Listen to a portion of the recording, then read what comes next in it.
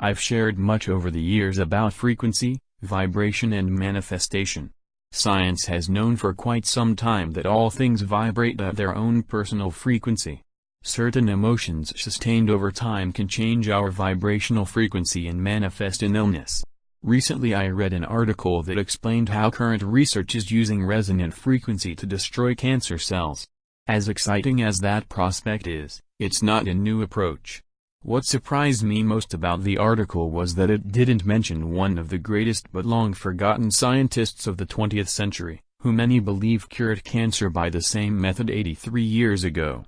As a scientist, inventor, and engineer, particularly in imaging and medical microscopy, Royal Raymond Rife was a genius.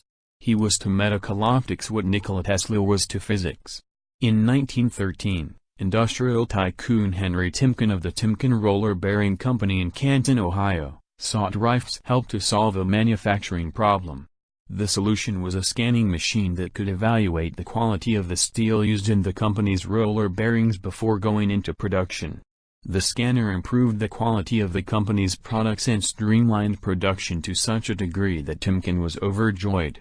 When he learned that Rife's passion was medical imaging, Timken gave him his full financial support and set him up at the family's estate in San Diego to create his personal lab. No expense was too great and nothing was held back. Rife's previous work had led him to believe that microorganisms were at the root of all disease. To prove his theory, he had to see these pathogens in their live state during his experiments, some of which were so small, particularly viruses, that no imaging equipment existed that could come close to viewing them. That wasn't a stumbling block to Rife.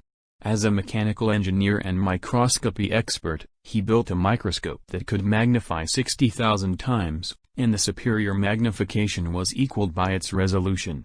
The microorganisms Rife was viewing were so infinitesimally small that the atoms in the chemical stain normally used to expose microorganisms would have obscured them. Instead, Rife's microscope used a monochromatic light that caused the organism to fluoresce. Rife could identify the virus he was observing by the color it refracted. Years later in 1944, both the Journal of the Franklin Institute for Scientific and Mechanical Arts and the Smithsonian featured the Rife Universal Microscope alongside the newly created electron microscope in articles on emerging technology and optics. In the Smithsonian article entitled The New Microscopes, 3 micrographs from the Rife Universal Microscope were printed. The resolution of those images was unmatched by any existing technology, including the electron microscope. In fact, they're still unmatched even by today's technology. What's more, those images were taken 10 years prior by Rife in 1934. Rife discovered that a simple electromagnetic wave wasn't enough to destroy a microorganism. Instead, he found a radio frequency wave was readily accepted by the body if it was emitted by a gas within a glass tube. The other astounding feature of the Rife Universal Microscope was that viruses could be viewed in their live state, like a movie, whereas the electron microscope could only view viruses in still images, or like photos. When studying any organism, observing how it moves and behaves in real time provides much more valuable information than viewing it as a static image. Over the course of 20 years, Rife would build 5 of his microscopes, some requested by the most prestigious research scientists in the world. The Rife Universal Microscope created a paradigm shift in pathology and microbiology research because much of what his device could do is still considered impossible today. But the biggest change was yet to come. Knowing everything vibrated at its own frequency, Rife believed that if he could discover the vibrational frequencies at which disease-causing microorganisms vibrated, then he could bombard them with that frequency until they shook so hard they exploded, the same way an opera singer matches the frequency of a wine glass with her voice and shatters it. Rife discovered that a simple electromagnetic wave wasn't enough to destroy a microorganism. Instead, he found a radio frequency wave was readily accepted by the body if it was emitted by a gas within a glass tube. This allowed the frequency wave to penetrate deeply into the body with scalpel-like precision. Because the wave was precisely tuned to the frequency of the microorganism, only the pathogen was affected, leaving the surrounding tissue unharmed. Rife considered a disease cured when he could destroy a microorganism 10 consecutive times using what he called its mortal oscillatory rate, MOR.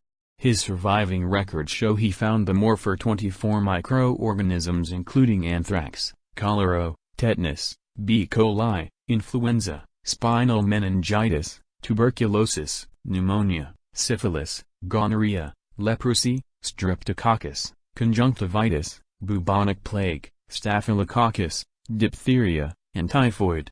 It's exciting and enraging to think that cancer, along with many other diseases, was cured 83 years ago, and yet 500,000 people die from malignancies every year. By now Rife's accomplishments were attracting a lot of attention from the press and he was working with the most respected medical experts of the day. These included Dr. E.C. Rosenau, bacteriologist and head of the pathology department at the Mayo Clinic, Dr. Arthur Kendall, bacteriologist at Northwestern University, Dr. Milbank Johnson of the University of Southern California, USC, and head of the Medical Society of California, Lita Forrest, technology scientist, and William D. Coolidge, physicist. Unfortunately, Rife was also attracting a lot of negative press, mainly from the medical establishment and Harvard University.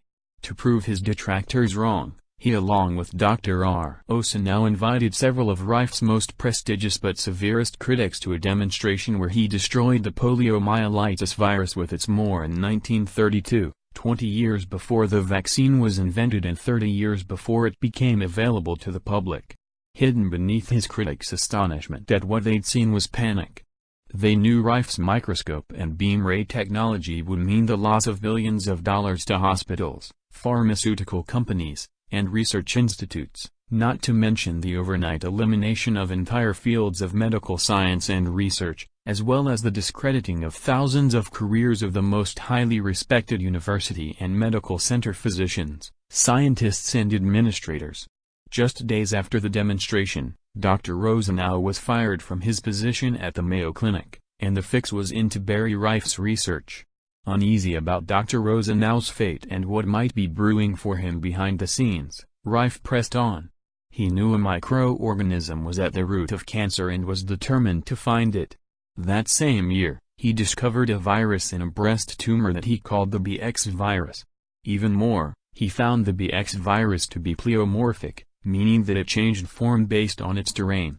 He discovered its MOR and was able to destroy it.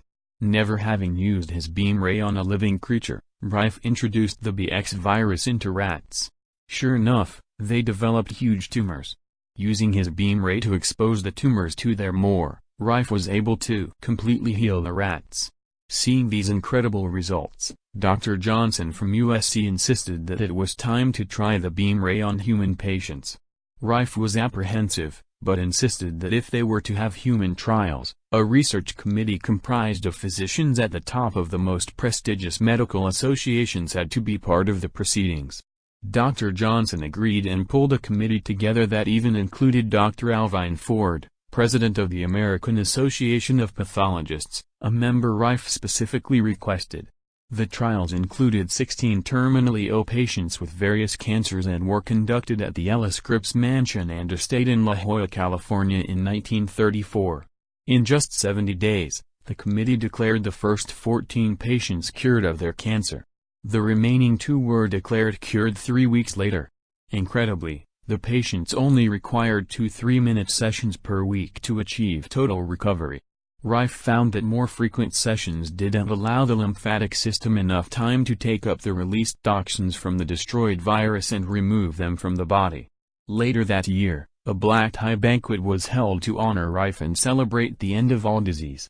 Less than 15 years later, however, none of the people at that dinner would even admit to knowing Rife, who would be left in poverty with his career ruined.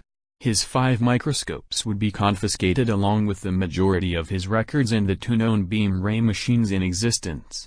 Today scientists are still struggling to recreate Rife's technology from the remnants of what wasn't destroyed of his writings. It's exciting and enraging to think that cancer, along with many other diseases, was cured 83 years ago, and yet 500,000 people die from malignancies every year. As an institution mired in politics and money, The medical establishment seems to be the worst at killing its prophets and saints. Hopefully this new generation of courageous scientists will be able to put together the pieces from an unsung genius and recreate the end of all disease in his memory.